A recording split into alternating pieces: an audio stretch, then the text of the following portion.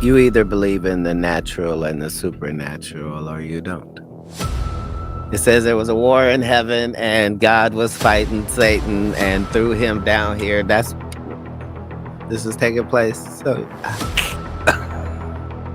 the interesting thing is in all of those stories that we're talking about, it never says that they did anything different that got them to be. Let's be fair though.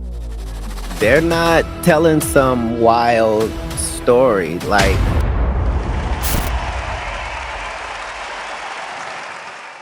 Now we're gonna get into the entities. Like, does Katt Williams believe in ghosts? This is a question that comes up. So let's hear what he has to say about that. You think that's real?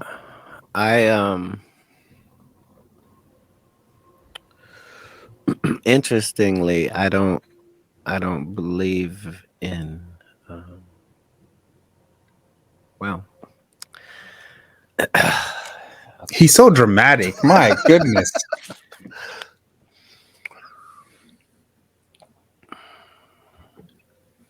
you either believe in the natural and the supernatural or you don't.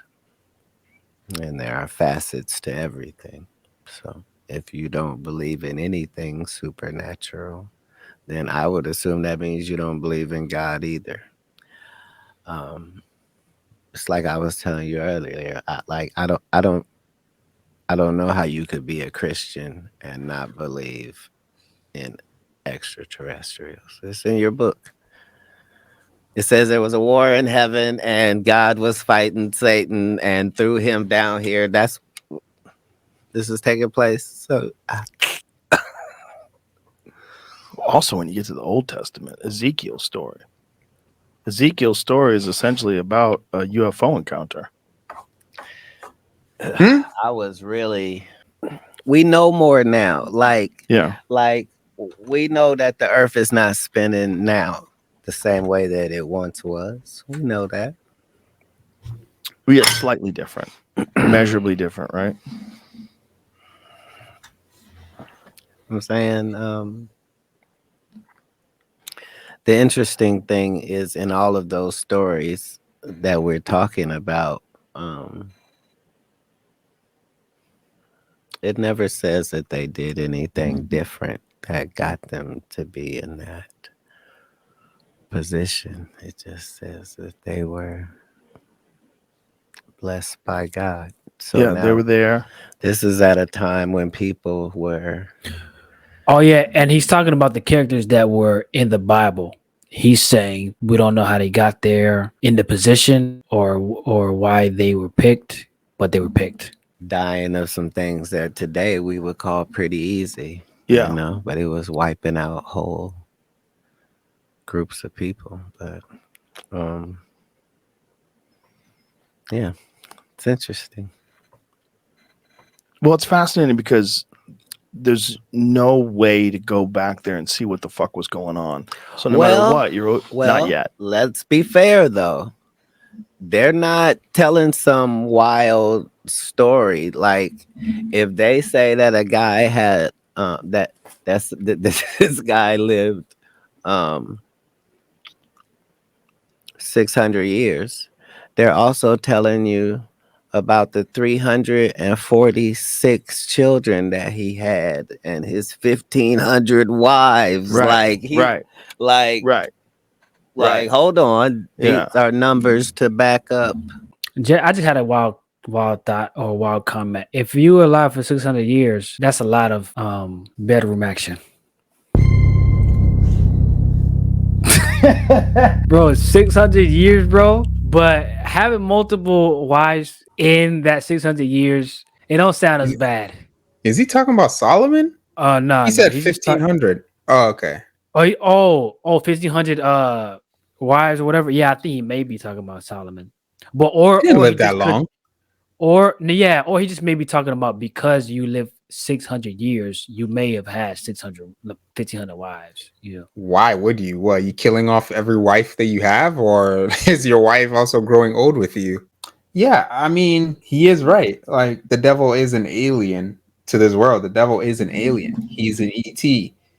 Once again, we live in a spiritual world. We live in a physical world, and you have a spiritual being cast down to the physical world.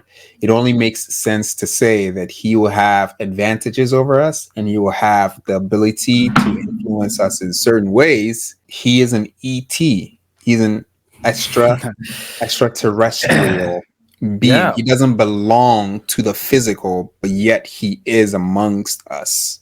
yeah, it's true. I believe in extraterrestrials. I just don't believe they're the aliens on the movies. True, because That's those are it. But movies.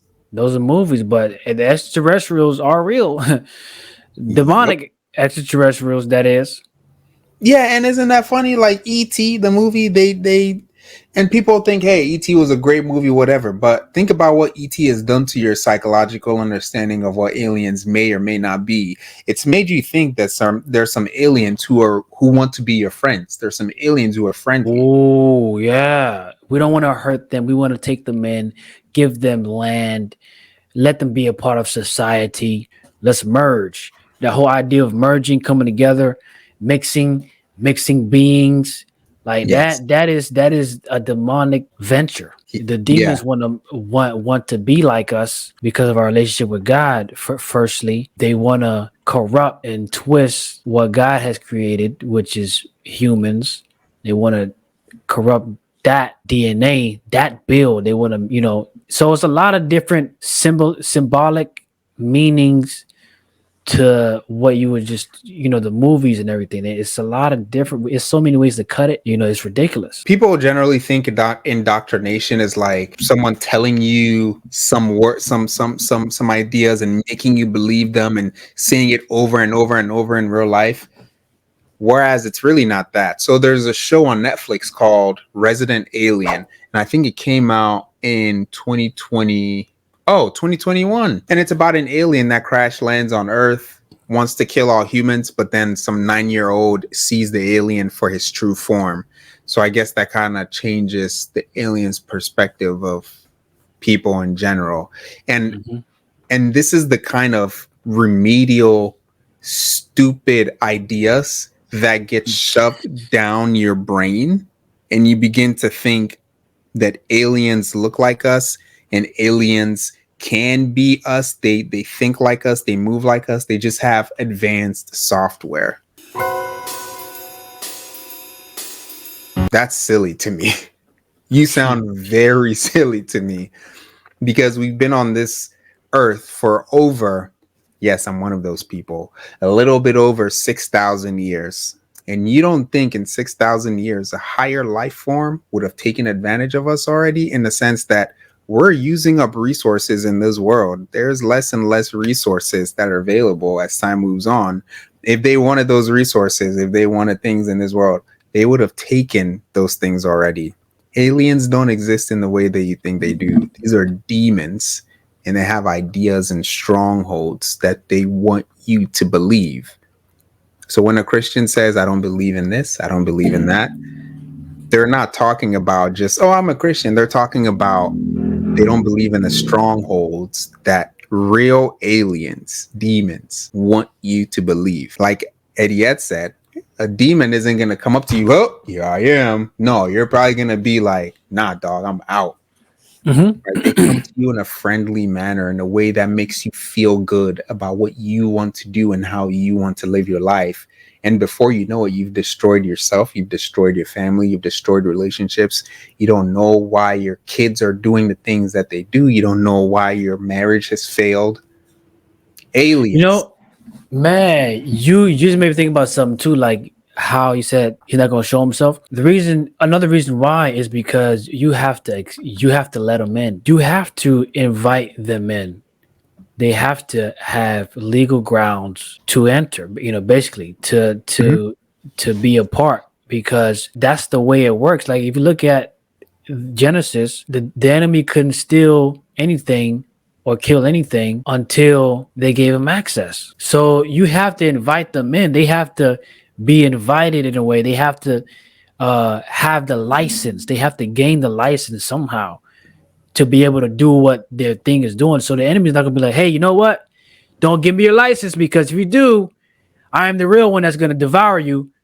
Nah, he gonna be like, hey, yo, let me figure out how to get this license or this Yep. legal grounds without letting them know I'm getting legal grounds to Mm-hmm. get you. And even like when you look at us as believers too, we have to realize we're not on holy ground before we come to Christ, right? We have to realize, oh, we're on the dark side, So we have to go to God and invite Him in, like Lord, I'm seeking you. I want you, like so. The way that the spiritual world works with the physical world, you see a lot of invitation, and you see a lot of ways that we have to open ourselves up in order to receive. You know what I'm saying?